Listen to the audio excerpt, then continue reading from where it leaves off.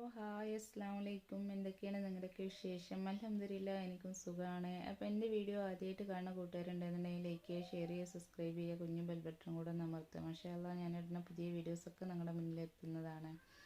അപ്പോൾ എന്ത് പറയുന്നു, അപ്പോൾ ഞാൻ ദിവസം നിങ്ങളുടെ അടുത്ത് വന്ന് ലൈവ് ഇട്ടിട്ട് വെറുപ്പിക്കുന്നുണ്ടല്ലേ അപ്പോൾ അത് ഒന്നും അല്ല കേട്ടോ. ദിവസം നമുക്ക് പുതിയ സബ്സ്ക്രൈബേഴ്സുകൾ കൂടി വരും ലൈവ് ഇട്ടാൽ നമുക്ക്, അല്ലെങ്കിൽ നമ്മുടെ ഉള്ള സബ്സ്ക്രൈബേഴ്സ് മാത്രമേ ഉള്ളൂ നമ്മുടെ വീഡിയോസ് കാണുള്ളൂ. അപ്പോൾ അതിനും കൂടി കൂടിയിട്ടാണ് കേട്ടോ ഞാൻ എല്ലാ ദിവസവും മാക്സിമം ലൈവിൽ വരുന്നത്.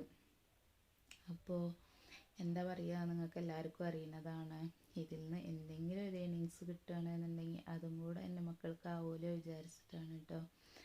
അപ്പോൾ എന്താ, നിങ്ങളൊക്കെ ഇതുവരെയുള്ള സപ്പോർട്ടിൻ്റെ അതേപോലെ തന്നെ നിങ്ങളെ സപ്പോർട്ട് ഇനി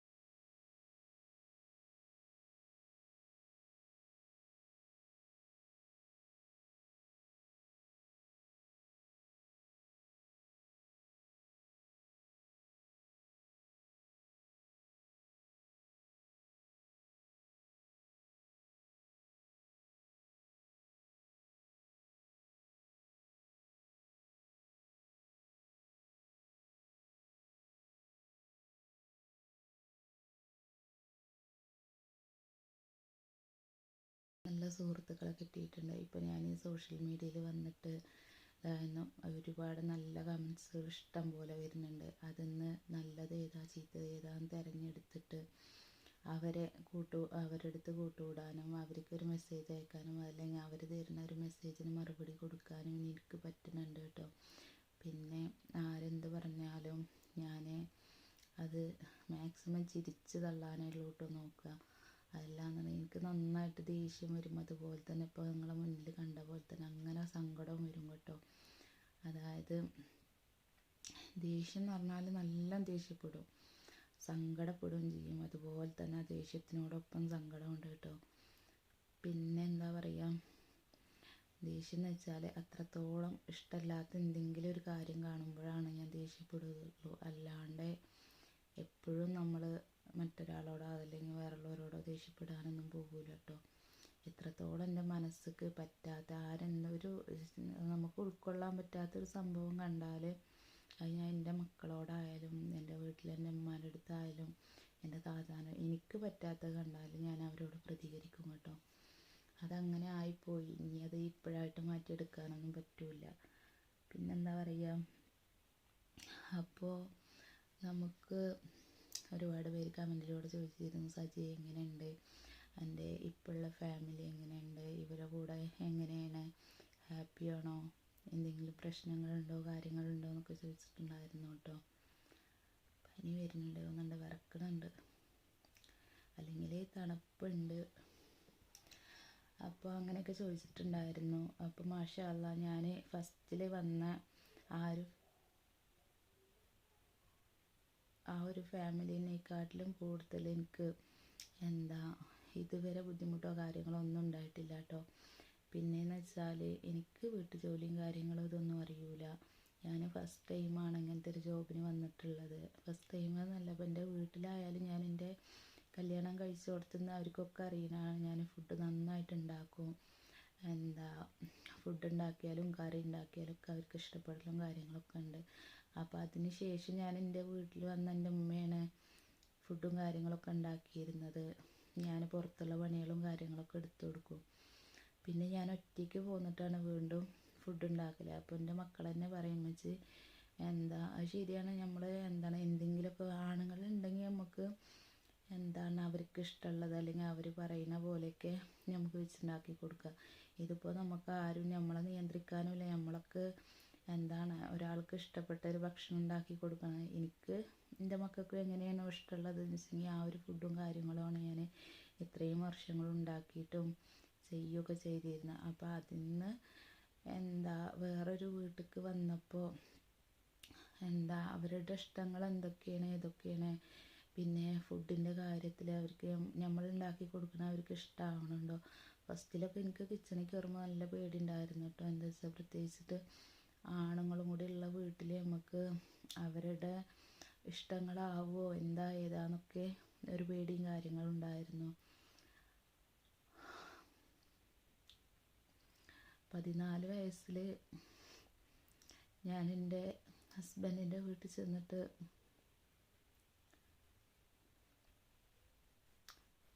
എൻ്റെ മൂത്തച്ഛന് ഭക്ഷണത്തിന് ആൾക്ക് ഭയങ്കര സ്ട്രിക്റ്റ് ആയിരുന്നു കേട്ടോ. അത് ചോറാച്ചെങ്കിൽ അവനക്ക് പകുതി വേവിൽ ഊറ്റി വെക്കണം, കറി വെച്ചെങ്കിൽ നല്ല എരിയും പുളിയും ഇതൊക്കെ ഉള്ള നല്ല കറി വേണം. അങ്ങനെ എല്ലാ കാര്യങ്ങൾക്കും അവനൊരു പ്രത്യേക ഒരു ഇതായിരുന്നു. ദോശ ചുടുക വെച്ചെങ്കിൽ ആ ദോശ കുറച്ച് നല്ല ക്രിസ്പി ആവണം, അങ്ങനെയൊക്കെയുള്ള ഓരോരോ കാര്യങ്ങൾ. അപ്പോൾ നമുക്ക് ഒരു ഫുഡ് ഉണ്ടാക്കി കൊടുക്കുമ്പോൾ ഭയങ്കര പേടിയായിരുന്നു കേട്ടോ. പക്ഷേങ്കിൽ ഞാൻ ഉണ്ടാക്കി കൊടുത്താൽ അത് അവന് ഇഷ്ടമാകും, അവൻ കഴിക്കുകയും ചെയ്തിരുന്നു. നമുക്ക് അമ്മൂസാക്കാനെക്കാട്ടിലും അല്ലെങ്കിൽ എൻ്റെ ഭർത്താവിനെക്കാട്ടിലൊക്കെ ഒരു ഫുഡ് ഉണ്ടാക്കി കൊടുക്കുമ്പോൾ അത് എങ്ങനെയായിരിക്കും അതിനെ പ്രതികരിക്കുക. അപ്പോൾ അത് കഴിച്ച് കഴിയോളം നമുക്ക് പേടിയായിരിക്കും കേട്ടോ. ഒരു ദിവസം എന്നെ കൊണ്ട് 4 പ്രാവശ്യമായിട്ട് എൻ്റെ മൂത്തച്ഛൻ ചായ അടിപ്പിച്ചിട്ടുണ്ട്. എനിക്ക് ഇന്നും ഓർമ്മയാണത്. ആ ചായ ഇതേപോലെ എനിക്ക് നല്ല പൊടി വേണം, മധുരം പറ്റൂല. ഒന്നല്ലെങ്കിൽ ഞാൻ ചായ ഇട്ട അതിൽ പൊടി കമ്മിയായിട്ടുണ്ടാവും, അതല്ലെങ്കിൽ മധുരം അധികമായിട്ടുണ്ടാവും. അങ്ങനെ എന്നെക്കൊണ്ട് ഒരു ദിവസം 4 പ്രാവശ്യം ചായ അടിപ്പിച്ചു. അപ്പോൾ അതൊക്കെ കഴിഞ്ഞ് പോന്നതിന് ശേഷം നമ്മൾ ഇവിടെ എൻ്റെ വീട്ടിൽ എനിക്ക് അങ്ങനെ ആണുങ്ങളായിട്ട് അനിയൻ മാത്രമേ ഉള്ളൂ ഉണ്ടായിരുന്നത്. പിന്നെ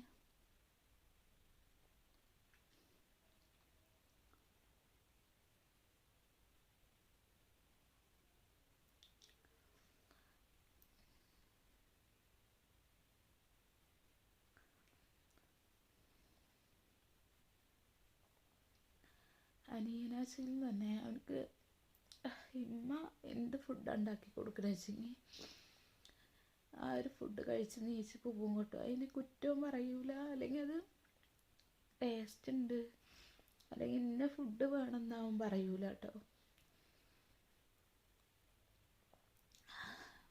എല്ലാ ആണുങ്ങളും അതുപോലെ ആയിക്കോണമെന്നില്ല. പക്ഷെ എൻ്റെ ഓരോ വീട്ടിൽ ഞാൻ കേട്ടിട്ടുണ്ട് ഓരോ ആണുങ്ങൾ ഓരോ കാര്യങ്ങൾക്ക് വേണ്ടിയിട്ട് ഇങ്ങനെ ഷൗട്ട് ചെയ്യണത് കേട്ടോ. എൻ്റെ വീട്ടിൽ എൻ്റെ അനിയന് ഒരു കാര്യത്തിന് ഞാൻ അങ്ങനെ ഫുഡ് ശരിയായിട്ടില്ല അല്ലെങ്കിൽ അത് അങ്ങനെയാണ് ഇത് ഇങ്ങനെയാണെന്നും അവൻ്റെ വായിലെ നാവുകൊണ്ട് ഞാൻ പറയുന്ന കേട്ടിട്ടില്ല കേട്ടോ. ഞാൻ അപ്പോൾ ഇത് സങ്കടപ്പെട്ടതെന്ന് വെച്ചാൽ ഞാൻ വിചാരിക്കുക എൻ്റെ നാത്തൂനൊക്കെ അവനെ കിട്ടിയതെന്ന് വെച്ചാൽ അവൻ്റെ വേറെയുള്ള കാര്യങ്ങളിൽ അവൾ എത്രത്തോളം ഹാപ്പി ഉണ്ടോ എന്ന് എനിക്കറിഞ്ഞൂടാ കേട്ടോ. പക്ഷെ ഇന്ന് വരെ അവന് ഒരു നല്ലൊരു ഭർത്താവായിട്ട് അവളെ പൊന്നുപോലെ നോക്കാൻ പറ്റിയെന്നാണ് എൻ്റെ ഒരു കാഴ്ചപ്പാടിൽ എനിക്ക് തോന്നിയിട്ടുള്ളത്.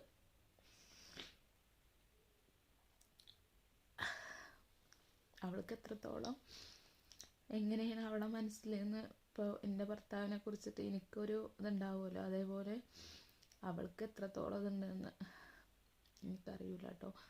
അപ്പോൾ ഓരോ ആണുങ്ങളെ സ്വഭാവം പറയും. അപ്പോൾ ഇവിടെ വന്ന് കയറിയപ്പോഴും എനിക്കൊരു പേടി ഉണ്ടായിരുന്നു, ഇവിടുത്തെ കാക്കാക്കും താത്താക്കും നമ്മൾ ഉണ്ടാക്കുന്ന ഫുഡോ കാര്യങ്ങളോ ഇഷ്ടപ്പെടുന്നുണ്ടോ. ഇപ്പോഴും എനിക്ക് തീർത്ത് പറയാൻ പറ്റില്ല കേട്ടോ.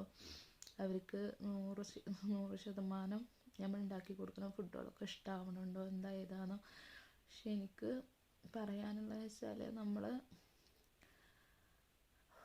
അങ്ങനെ എന്താ ഫുഡും കാര്യങ്ങളും ഒന്നും അങ്ങനെ ആണുങ്ങൾക്കായിട്ട് പ്രിപ്പയർ ചെയ്ത് ഇപ്പോൾ കുറേ വർഷങ്ങൾക്ക് ശേഷമാണ് ഇപ്പോൾ പുറത്ത് വന്ന് ഇങ്ങനെ ഒരു ജോബിന് നമ്മൾ ഇറങ്ങിയിട്ടുള്ളത് വരുന്നത്. അപ്പോൾ അവർക്ക് ഇഷ്ടപ്പെട്ടിട്ടില്ല എന്നുണ്ടെങ്കിൽ എനിക്ക് അങ്ങനെ ഒരാൾ ഉള്ളിൽ എന്തെങ്കിലും വെച്ച് നടക്കുന്നതിനെക്കാട്ടും അത് അവർ പുറത്ത് പ്രകടിപ്പിച്ചിട്ട്, അല്ലെങ്കിൽ ഇപ്പോൾ ഒരാൾക്ക് എന്നോട് ദേഷ്യം ഉണ്ട്, അയാൾ 2 തല്ലിയാൽ എനിക്കത്ര വിഷമം ഉണ്ടാവില്ല. പക്ഷെ ഒരാൾ ഉള്ളിൽ എന്തെങ്കിലും വെച്ച് നടക്കുമ്പോൾ എനിക്ക് ഭയങ്കര തീർത്താ തീരാതെ സങ്കടമാണ് കേട്ടോ. അപ്പോൾ ഇവർക്ക് ഇനി അങ്ങനെ എന്തെങ്കിലും ഉണ്ടോ എന്നുള്ളത് എനിക്ക് അറിഞ്ഞൂടാ കേട്ടോ.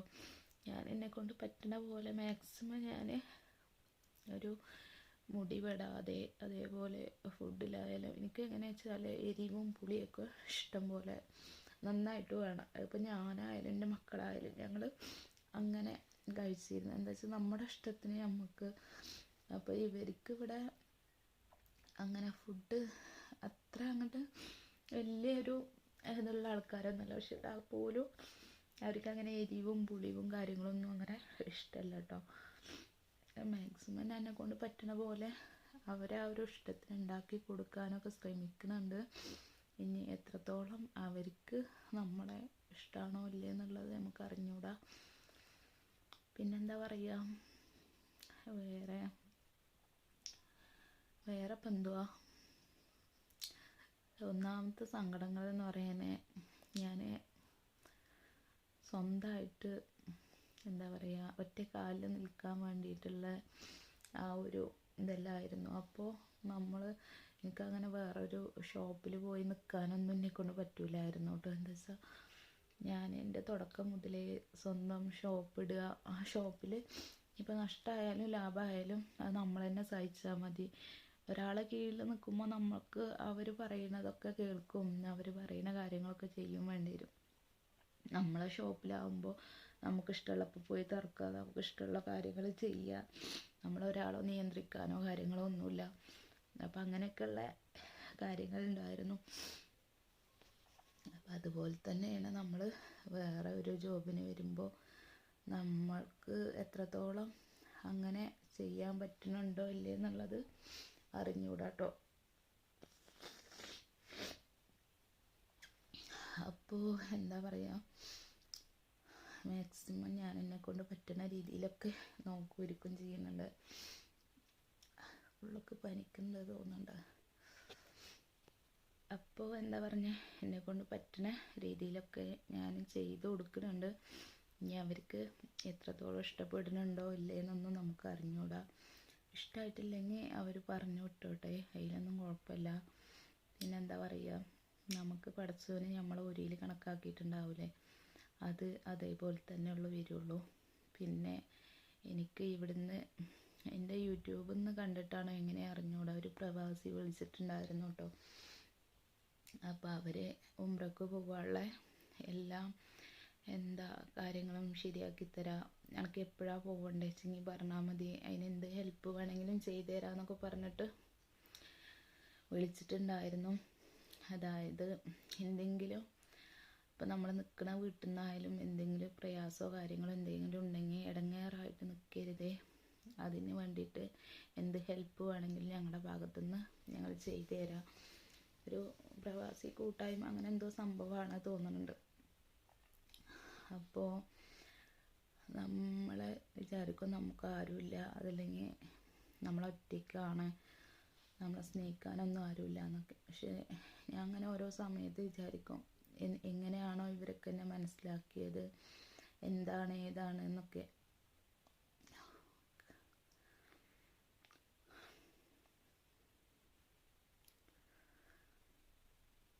അപ്പോൾ നമ്മളറിയാതെ നമ്മളെ സ്നേഹിക്കാനും നമ്മളെ മനസ്സിലാക്കാനും ഒരുപാട് പേരുണ്ട് കേട്ടോ. അപ്പോൾ അതന്നെ അൽഹംദുലില്ലാഹ് ഹൈറ് എന്ന് വിചാരിക്കുക. പിന്നെ എനിക്ക് എന്തെങ്കിലും സംഭവിച്ചു കഴിഞ്ഞാലും എൻ്റെ മക്കൾക്ക് ആരുമില്ല എന്നുള്ളത് എനിക്ക് 100% ഉറപ്പാണ് കേട്ടോ. അപ്പോൾ അതുകൊണ്ട് തന്നെ എനിക്ക്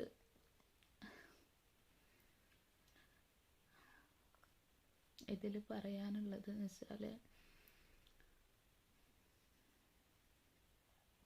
എൻ്റെ 3 മക്കളെ ഒരുപാട് പേര് എന്നെ ഏറ്റെടുക്കുക, അല്ലെങ്കിൽ എനിക്കൊരു ലൈഫ് തരാം, എനിക്ക് സഹായങ്ങളുമായിട്ട് മുന്നോട്ട് വരുന്നുണ്ട്. അപ്പോൾ അഥവാ എനിക്കെന്തെങ്കിലും സംഭവിച്ചു കഴിഞ്ഞാൽ ഈ പറയപ്പെട്ട ആരെങ്കിലും ഒരാളെങ്കിലും എൻ്റെ മക്കൾക്ക് വേണ്ടിയിട്ട് എന്തെങ്കിലും ഒരു കാര്യം ചെയ്തു കൊടുത്താൽ ഒരുപാട് നന്നായിരുന്നേനെ.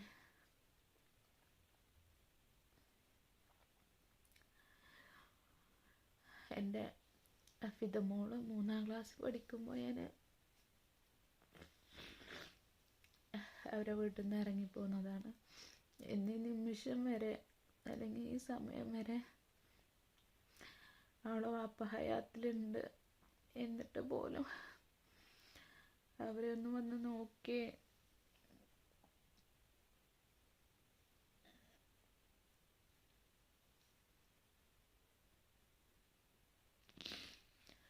അവർക്ക് വേണ്ട ഒരു കാര്യം ചെയ്തു കൊടുക്കുകയോ ചെയ്തിട്ടില്ല. അപ്പോൾ ഒരു ഉമ്മ എന്ന നിലയിൽ എന്നെ കൊണ്ട് പറ്റണേലും അതിലങ്ങേപ്പുറം ത്യാഗം ഞാൻ സഹിച്ച് എൻ്റെ മക്കളെ ഞാൻ നോക്കണുണ്ടെന്ന്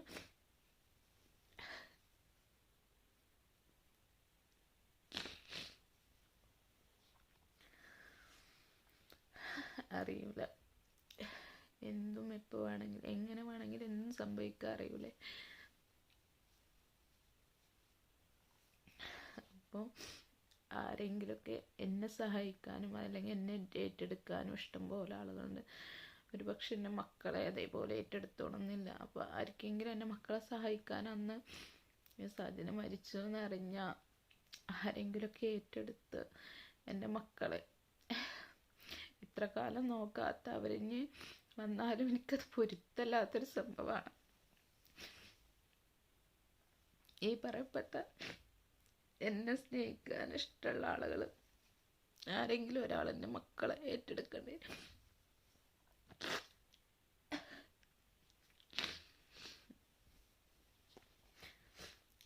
എനിക്ക് എന്തെങ്കിലും സംഭവിച്ചു കഴിഞ്ഞതിന് ശേഷം എൻ്റെ മക്കളെ അവർ കൊണ്ടുപോകാനോ അതല്ലെങ്കിൽ അവർ ഏറ്റെടുക്കാമെന്നും പറഞ്ഞു എനിക്കത് പൊരുത്തല്ലാത്തൊരു സംഭവമാണ്. ജീവിച്ചിരിക്കുമ്പോൾ അതല്ലെങ്കിൽ ഈ 10-18 വയസ്സ് വരെ എൻ്റെ മക്കളെ തിരിഞ്ഞു നോക്കാതെ പിന്നെ അവർ വന്ന് എന്തെങ്കിലും ചെയ്യുക, അതേപോലെ തന്നെ അവരെന്തെങ്കിലും ചെയ്തു കൊടുക്കാമെന്ന് പറഞ്ഞിട്ട് അവർ വരികയെങ്കിൽ പോലും അത് ചെയ്യണത് എനിക്ക് പൊരുത്തല്ല.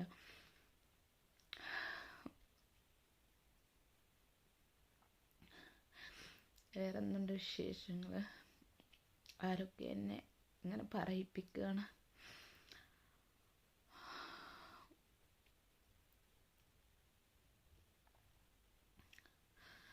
ചില സമയങ്ങളിൽ ശരീരം കൊണ്ട് വയ്യാതാവുമ്പോഴും അതേപോലെ തന്നെ മനസ്സ് എന്തോ ആരോടൊക്കെ എന്തൊക്കെ പറയണം എന്നുള്ള ആ ഒരു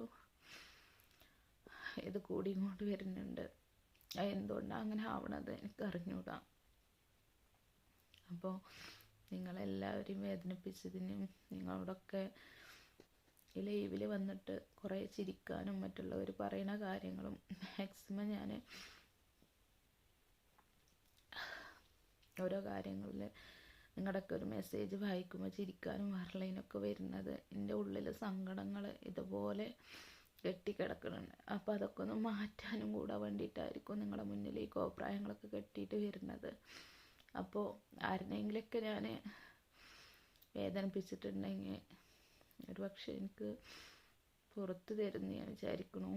പിന്നെ അതേപോലെ വേണ്ടാത്ത ബാഡ് കമൻറ്റുകൾ എഴുതിയിട്ട് അവർക്കൊക്കെ ഞാൻ അതിന് മറുപടി കൊടുത്തിട്ടുണ്ട്. അപ്പോൾ അവരോടും കൂടിയാണ് ഞാൻ പറയുന്നത്. അപ്പോൾ എല്ലാവർക്കും ഇന്നത്തെ വീഡിയോ ഇത്രയേ ഉള്ളൂ. അടുത്തൊരു വീഡിയോ ആയിട്ട് വരുന്നവരെ അസ്സലാമു അലൈക്കും.